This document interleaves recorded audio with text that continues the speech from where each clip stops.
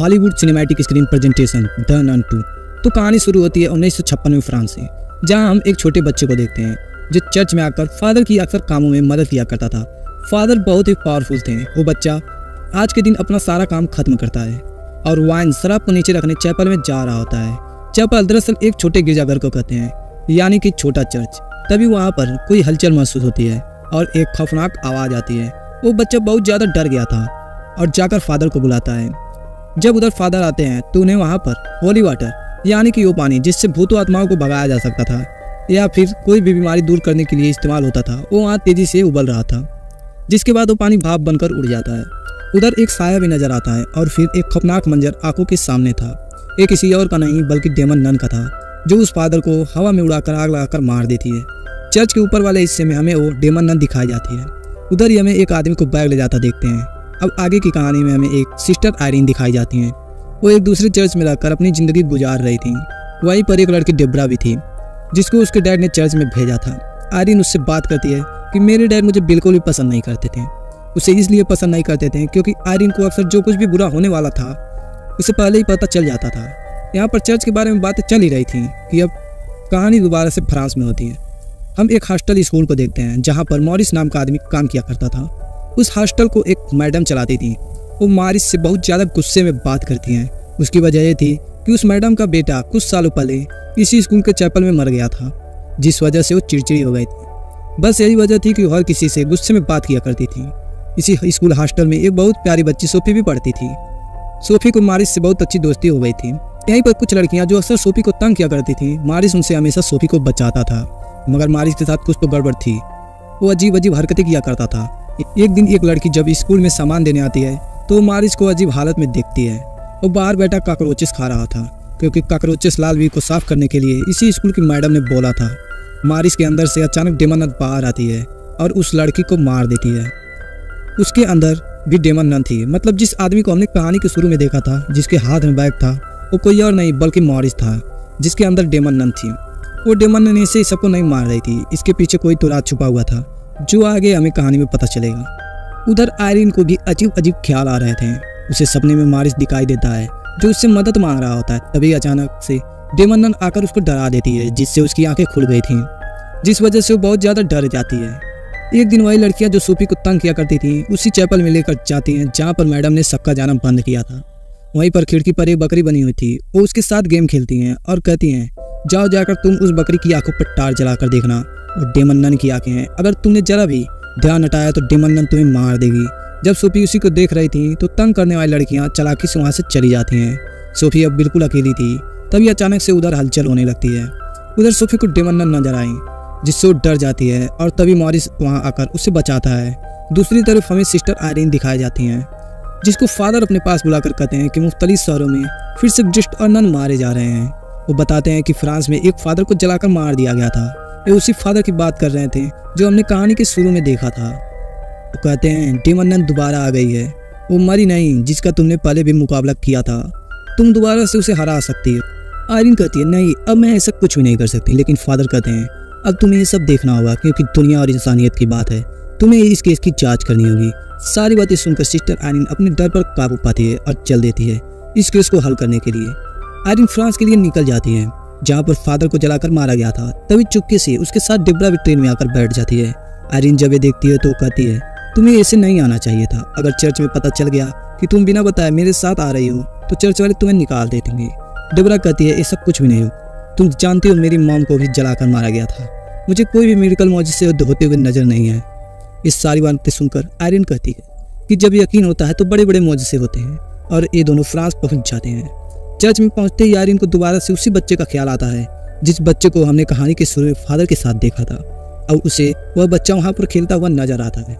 जब आयरीन उस दिन के हादसे के बारे में उस बच्चे से पूछताछ करती है तो बताता है कि हाँ, मैंने उस दिन चर्च में शायद देखा था। तभी उसे यहाँ पर नन दिखाई देती है। यहाँ पर लाइब्रेरी में एक किताब खुद ही पलटकर नन का रूप ले लेती है। वो डेमन नन ने आयरीन का गला दबा दिया था। तभी आयरीन को एक और नन दिखाई देती है, जिसकी आंखें निकाली जा रही थी। तभी वो गिरकर बेहोश हो जाती है। यहाँ पर जल्दी से डेब्रा आती है, जिसने उसे संभाल लिया था। उधर सोफी के स्कूल में भी अजीब अजीब हादसे हो रहे थे। मॉरिस के अंदर भी डेमन नन बार बार आती। इसी वजह से ये सब स्कूल में बहुत ज़्यादा डरे हुए थे। हॉस्पिटल में अब जल्दी से आयरीन को भी होश आ गया था। यहाँ पर अब उसे याद आता है कि आखिरी बार उसे डेमन नन से मॉरिस ने बचाया था और तब से ही उस डेमन नन ने मॉरिस को अपने कंट्रोल में किया हुआ है। अब डेब्रा उसके पास आती है और बताती है कि एक बच्चा उसे होली क्रॉस का निशान देकर गया है। ये वो ही बच्चा है जिसको हमने कहानी के शुरू में देखा था।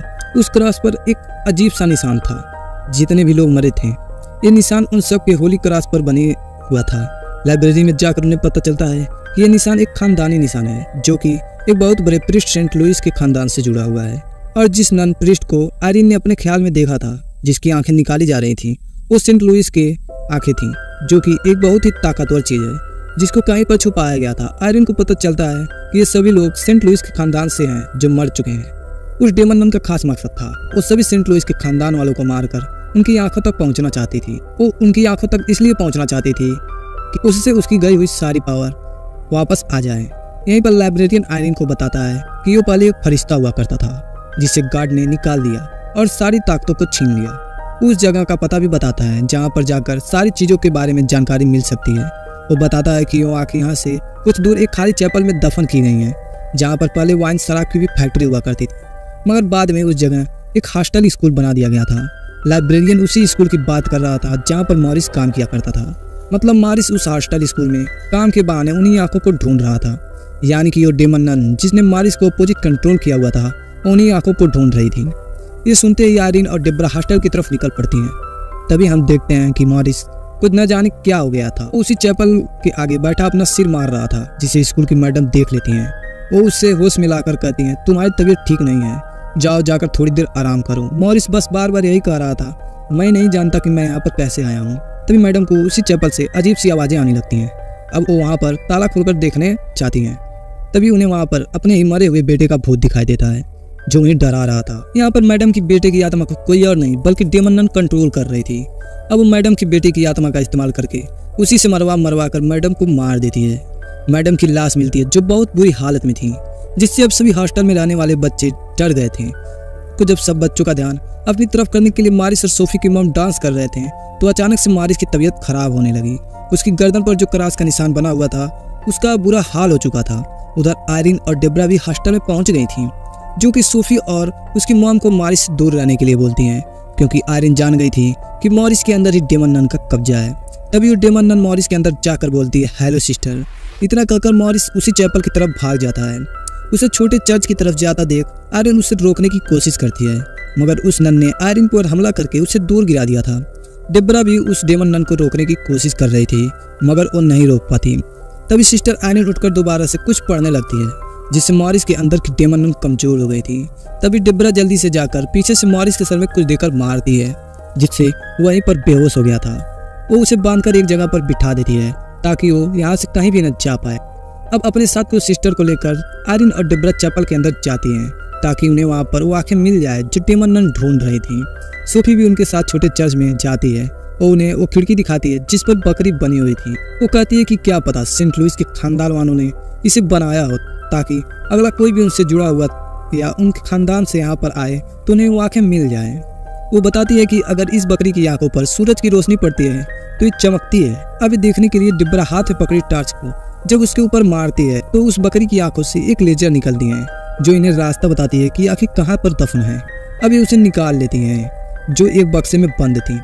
तभी मॉरिस भी जाग गया था। बाहर सभी बच्चों को डेमन नन अपने असली रूप में आकर डराने लगती हैं। डिब्रा उधर जाकर उन बच्चों को बचाती है।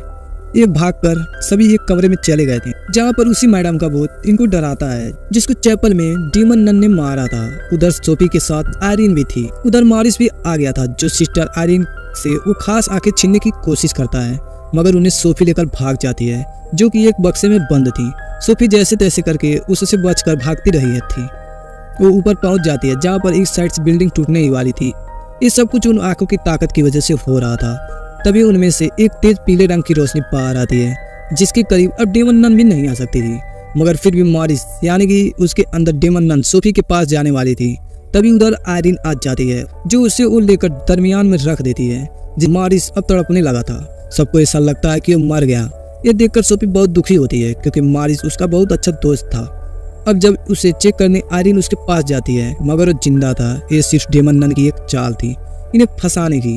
अब वो डेमन नन जल्दी से वो आंखें उठा लेती हैं सारी ताकत उसे दोबारा से मिल गई थी। वो दोबारा से अपने असली रूप में आ गई थी। वो आंखें अब उनकी आंखों में थी। वो डेमन नन इतनी ताकतवर हो गई थी कि वो आयरिन को उसी तरह हवा में उठाकर मारने वाली थी जैसा उसने कहानी के शुरू में फादर को मारा था। तो अभी यहाँ पर आयरिन को अपनी मॉम नजर आती हैं। उसकी आंखें भी चमक रही थी, मतलब कि आयरिन भी सेंट लुइस के खानदान से थी। उसके अंदर तो खुद ताकत थी। वो अपने अंदर के पार्ट्स को जगाकर उस आग को बुझा देती है जो डेमन नन ने उसे लगाई थी। अब इस सब देखकर डेमन बहुत ज्यादा चिढ़ जाती है, इसलिए वो सोफी पर हमला करती है। आयरिन यहाँ पर सबको प्रेयर इबादत करने के लिए कहती है। ये बात नोटिस करती है कि इधर वाइन है, क्योंकि जैसे लाइब्रेरियन ने बताया था ये उधर पर वाइन की फैक्ट्री हुआ करती थी। अब वो दोनों यकीन के साथ जब ये सब करती हैं, वाइन खून में तब्दील होकर उस डेमन नन को खत्म कर देती है। आयरिन ने उसे नर्क में भेज दिया था। हमें सब कुछ बिल्कुल ठीक होता दिखाया जाता है और इसी के साथ इस फिल्म की कहानी भी यहीं पर खत्म हो जाती है। तो आपको ये कहानी कैसी लगी कमेंट में जरूर बताएं। आज के लिए बस इतना ही, फिर मिलेंगे एक नई और इंटरेस्टिंग कहानी को लेकर।